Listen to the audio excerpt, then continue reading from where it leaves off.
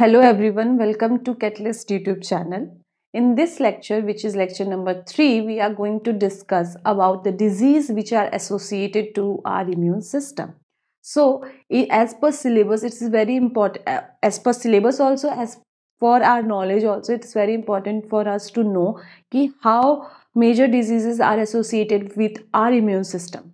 So, in this lecture, we are going to understand about this disease which is called AIDS, acquired immune deficiency syndrome. This disease is directly associated with our immune system. इसके नाम से ही हम समझ सकते हैं acquired immuno. Acquired immuno मतलब मैंने बताया था कि immune system are differentiated into two types, acquired and innate. So the acquired one is involved in this disease. Immunodeficiency मतलब acquired immunodeficiency. There is a ये हमारे एक्वायर्ड इम्यून सिस्टम को deficient कर रहा है, कमज़ोर कर रहा है और देन उसको अफेक्ट कर रहा है. इसके इम्पैक्ट की वजह से जो हमारा एक्वायर्ड इम्यून सिस्टम है वो अफेक्ट हो रहा है. ठीक है. सो HIV AIDS is acquired immunodeficiency syndrome caused by human immunodeficiency virus.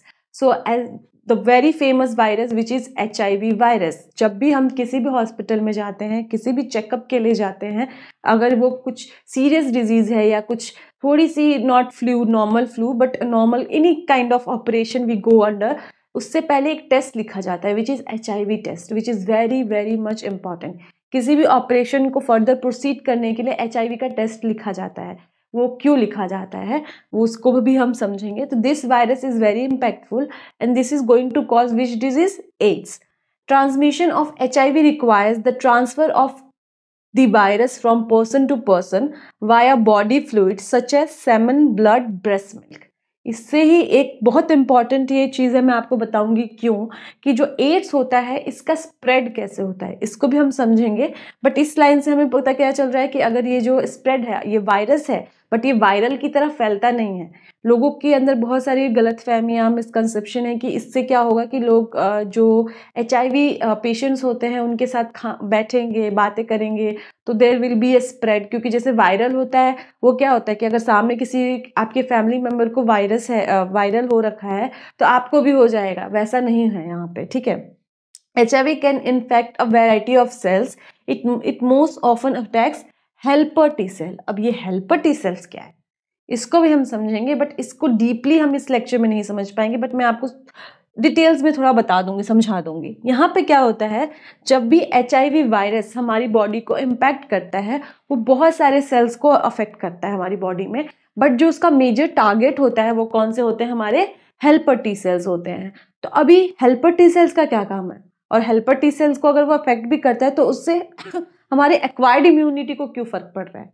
As you know, जो हेल्पर टी सेल्स होते हैं उनका रोल होता है किसमें? हमारे बोथ एक्वायर्ड और इनेट इम्यूनिटी में, या सिर्फ हमारी दोनों टाइप की इम्यूनिटी में जो हेल्पर टी सेल्स होते हैं उसका स्टिमुलेशन का काम करते हैं, उसकी मदद करते हैं फंक्शनिंग के लिए. तो अगर हेल्पर टी सेल्स ही डैमेज हो जाएंगे तो वो फंक्शन कैसे करेंगे? तो हमारी इम्यूनिटी क्या हो जाएगी? इवेंचुअली वीक हो जाएगी. इसीलिए इस डिजीज का नाम क्या था? Immuno deficiency virus. तो यहाँ पे ये डायग्राम आपको जो दिख रही है, इस डायग्राम में आप क्या देख सकते हैं कि ये क्या है? हमारे HIV का वायरस है. ये सारे जो आपको रेड रेड दिख रहा है यहाँ पे वो क्या है? हमारे HIV के वायरस है. वो क्या कर रहे हैं? हमारे टी सेल्स को आके अफेक्ट कर रहे हैं, इम्पैक्ट डाल रहे हैं. और वो क्या हो रहा है, जब वो टी सेल्स को डैमेज कर रहे हैं तो यहाँ से देख रहा होगा आपको कि ये डैमेज होना शुरू हो गया है. यहाँ पे डैमेज नहीं हो क्योंकि अभी वो अंदर नहीं आया है, बट यहाँ पे इसका डैमेज होना शुरू हो गया है. यहाँ पे क्यूरियस क्लाउड आपको एक इंफॉर्मेशन देना चाहता है. AIDS was first reported in 1981. इसी के साथ मैं आपको एक और चीज बताना चाहूंगी कि एड्स का जो डिस्कवरी या जो भी है उसका पता चला था 1981 में. With in 20 years it was a most deadly disease in the world, whole world. So obviously इससे आपको समझ आना चाहिए कि अगर ये डायरेक्ट ऐसी डिजीज जो हमारे इम्यून सिस्टम को डायरेक्टली इम्पैक्ट कर रही है, it is can be the deadliest thing in the world. Okay, moving forward. यहाँ पे क्या है, इस डायग्राम में मैंने आपको शॉर्ट में समझाया कि जो हमारा HIV सेल्स है, वायरस है, वो क्या कर रहा है? आके अफेक्ट कर रहा है, हमारे टी सेल्स को डैमेज कर रहा है. यहाँ पे इस स्लाइड में हम समझेंगे कि how actually it's works, how it actually functions, कि हमारी बॉडी में फंक्शन कैसे हो रहा है HIV का, आ रहा है तो इफेक्ट कैसे कर रहा है, वायरस है ना। तो वायरस की हमें पता है कि जो वायरस होता है उसका जेनेटिक मटेरियल क्या होता है, वो जो ट्रांसफर करता है एज इन ह्यूमन, जैसे हमारा जेनेटिक मटेरियल क्या है, DNA है जो ऑफस्प्रिंग में ट्रांसफर होता है, but in HIV in viruses this is RNA। तो अब ये RNA है तो फिर कैसे अफेक्ट कर रहा है, तो ये पूरी साइकिल यहाँ पे हमको देखनी पड़ेगी उसको समझने के लिए। तो जैसे कि यहाँ पे हम देख सकते हैं कि जैसे सबसे पहले यहाँ पे देखिए HIV का जो वायरस है वो हमारी बॉडी में आने की कोशिश कर रहा है, उसने क्या दिया, अपना RNA उसने ट्रांसफर कर दिया। अब क्या हुआ, RNA से क्या हुआ, reverse transcriptase synthesis RNA into DNA। Okay, हम जब मॉलिक्यूलर में पढ़ा होगा आप लोगों ने समझा होगा कि यहाँ पे आप देख सकते हो कि एक एंजाइम होता है which is called reverse transcriptase. Reverse से मतलब क्या, हमें पता है DNA से RNA, RNA से प्रोटीन, सेंट्रल डॉग्मा पढ़ा है हमने, बट यहाँ पे उल्टा देख रहे हैं हम, RNA से DNA। यस, RNA से जो DNA बनता है उसमें जो एंजाइम इन्वॉल्व होता है वो हमारा रिवर्स ट्रांसक्रिप्टेज। रिवर्स ट्रांसक्रिप्टेज की वजह से क्या होता है, जो हमारा RNA जो हमारा HIV के थ्रू हमारी बॉडी में एंटर करता है वो ट्रांसफर होता है किसमें, हमारे डबल स्ट्रैंडेड DNA में। ये क्या फॉर्म करता है, DNA फॉर्म करता है। उसके बाद क्या करता है, जब ये DNA बन गया, जब ये वायरल DNA बन गया, ये क्या करता है, अपनी प्रॉपर प्रोसेसिंग शुरू कर देता है। अब तो इसके लिए इजी हो गया, RNA से तो फंक्शन करना बहुत मुश्किल था, बट जब ये DNA बन गया तो इसके लिए फिर से वही रूल शुरू हो गया, DNA टू फिर प्रॉपर ट्रांसक्रिप्शन, ये प्रोटीन फॉर्मेशन, ये सब उसका जो प्रॉपर हमारी साइकिल चलती है वो स्टार्ट हो गई। वहां पे फिर उसने क्या बना दिए, न्यू वायरसेस बना दिए। ये बहुत रैपिड होता है, ये बहुत फास्ट होता है। तो इसको अगर मतलब मेडिसिन के थ्रू रोकना तो कंप्लीटली पॉसिबल है ही नहीं, स्लो डाउन करना थोड़ा सा पॉसिबल है, इसीलिए ये बहुत डेडलीस्ट डिजीज मानी गई है। तो यहाँ पे आप देख सकते हो कि इन्होंने क्या किया, हमारा DNA बना, DNA ने क्या बनाया, ट्रांसक्रिप्शन हुआ, ये सब पूरी प्रॉपर ट्रांसलेशन हुआ, उसने क्या बनाया, वायरस प्रोटीन बनाया, वायरस प्रोटीन से क्या हुए और न्यू वायरसेस फॉर्म हुए, और ये क्या हो गया, मल्टीप्लीकेशन हुआ। आया तो एक था, है ना, बट यहाँ पे मल्टीप्लाई होके कितने सारे बन गए, है ना, मेनी, कन्वर्टेड इनटू मेनी, ठीक है, बहुत सारे बन गए ये। यहाँ पे एक बार हम लोग इसको स्टेप वाइज रीड कर लेते हैं। Once HIV is in the bloodstream, proteins on the surface of the virus can bind to protein on the surface of the H helper T cell. Okay, I miss this कि जो ये helper T cells है, मैंने आप लोगों को कैसे बताया कि जो helper T cells है वो कैसे रोल प्ले कर रहे हैं, कि जब हमारे HIV का वायरस हमारी बॉडी में एंटर करता है तो जो helper T cells होते हैं, जो कि जिनका काम क्या होता है, जिनका काम क्या होता है, हमारे हेल्दी उसको एंटीजन ये रिएक्शन का, बट यहाँ पे वो क्या कर रहा है, हमारे प्रोटीन्स, वायरस के प्रोटीन से बाइंड कर जा रहा है और हमारे उसके काम में लग जा रहा है, और हमारी बॉडी के लिए जो फंक्शन था उसका वो करना बंद कर दे रहा है। Attach to C cells, HIV में enter and begin to reproduce. ये क्या करता है, हमारे T सेल से अटैच होता है, हमारी बॉडी में एंटर करता है और रिप्रोड्यूस करना शुरू करता है। Inside the host helper T cells, the RNA genome of HIV is reverse transcribed and newly produced DNA is integrated into T cells genomes. This viral genome can now direct the production of new viruses from inside the T cells, generating up to 1000 or more per day. This is, मैंने आपको क्या बताया, many. It is very rapid, it is very fast और बहुत जल्दी करता है। Eventually the damaging effect of the viral reproduction. Similarly, तो अभी अगर ये मल्टीप्लाई हो तो obviously is going to damage more. तो ये पूरी साइकिल है, ठीक है। दूसरा, ट्रांसमिशन ऑफ HIV वायरस। तो ये हमने यहाँ तक क्या समझा कि जो हमारा HIV है वो हमारी बॉडी में एंटर कैसे करता है, वो काम कैसे करता है, वो अफेक्ट किसको करता है, ठीक है। अब हम समझेंगे कि ये एक्चुअली जो इसका ट्रांसमिशन है वो होता कैसे। हमने फर्स्ट स्लाइड में ही देखा था कि ये जो होता है ये किससे हो रहा है, हमारे बॉडी फ्लूइड से हमारे क्या हो रहा है, ट्रांसफर हो रहा है, ठीक है। तो अब ये बॉडी फ्लूइड भी कैसे, ये नहीं कि कुछ भी, मतलब पानी तुमने टच कर दिया, वो पानी किसी और ने टच कर दिया, इन्फेक्टेड पर्सन का टच किया हुआ पानी तो तुम भी बीमार हो, ऐसा कुछ नहीं है। There is a proper procedure. बहुत सारे मिसकंसेप्शन, गलत फहमियाँ, बहुत सारे डर लोगों के बीच में है कि एड्स में भी टचेबिलिटी की प्रॉब्लम है, कुछ भी हो सकता है। तो यहाँ पे एक बहुत प्यारा सा चार्ट बना हुआ है जिसको आप देख सकते हो कि HIV ट्रांसमिट किस किस चीज़ों से होता है और किस किस से नहीं।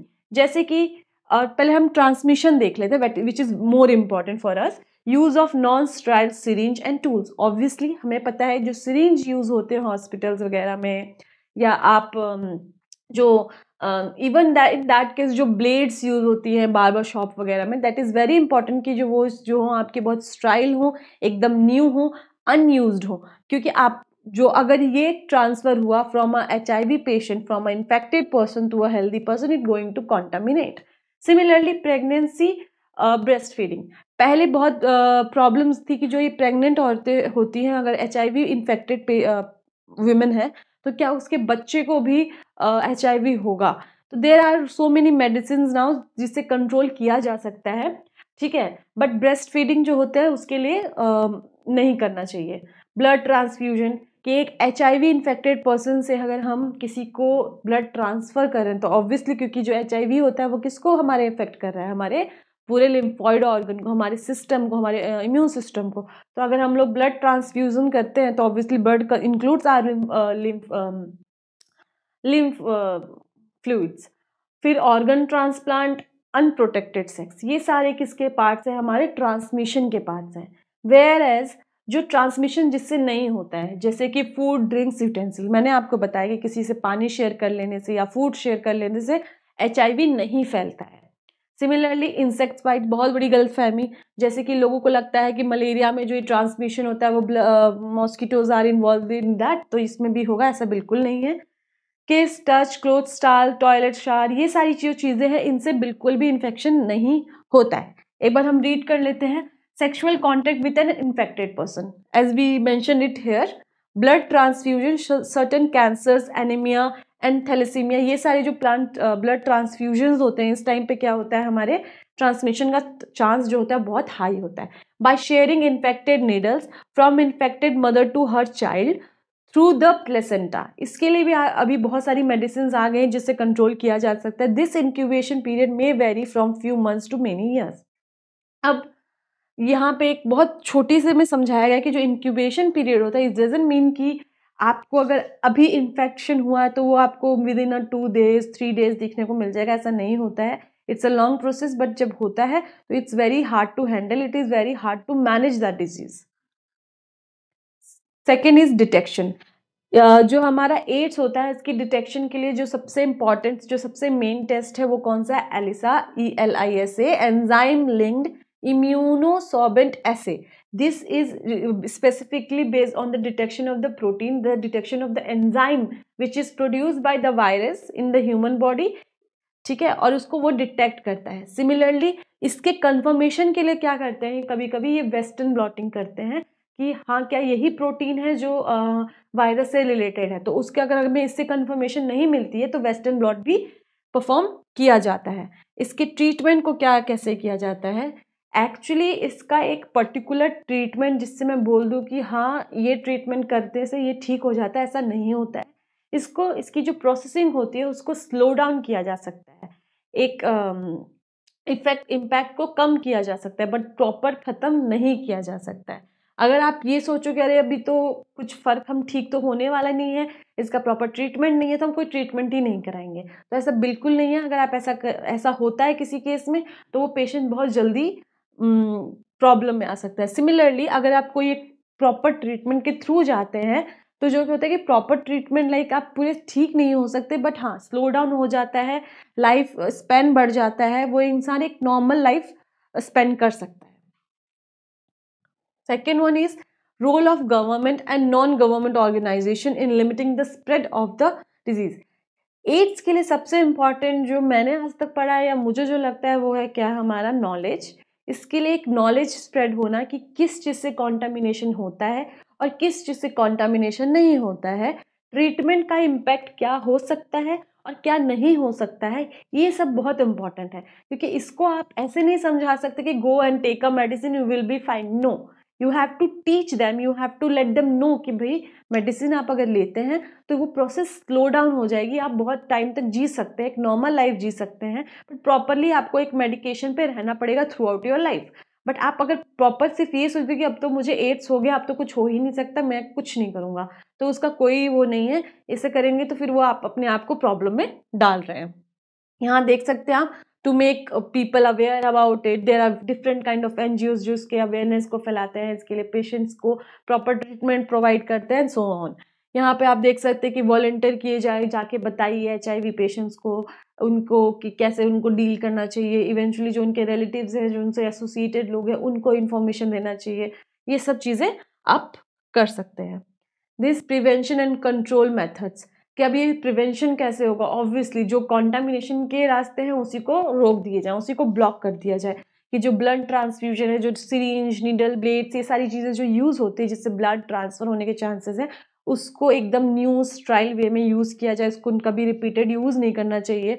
To ensure not to use the same needle that are already use. कभी भी यूज नीडल्स किसी भी as you are from medical background, even non medicos, किसी भी बैकग्राउंड से आप हो, या आपको बहुत बेसिक नॉलेज होनी चाहिए कि कभी भी यूज नीडल आपको यूज नहीं करनी चाहिए. Not only for the HIV, for any kind of disease. अगर कोई भी इन्फेक्टेड पर्सन है किसी भी डिजीज से, it's going to cause a problem for the healthy person. Free distribution of condom for the protected sex, control drug abuse, advocating safe sex, promoting regular checkups for HIV in susceptible population. HIV की regular checkups होते रहने चाहिए. So this one is the disease which is related to our immune system. There are so many more diseases which are associated directly with our immune system. So we are going to discuss in further lectures. So इसको देखिए, समझिए. And please let us know if there is any kind of question. Thank you so much.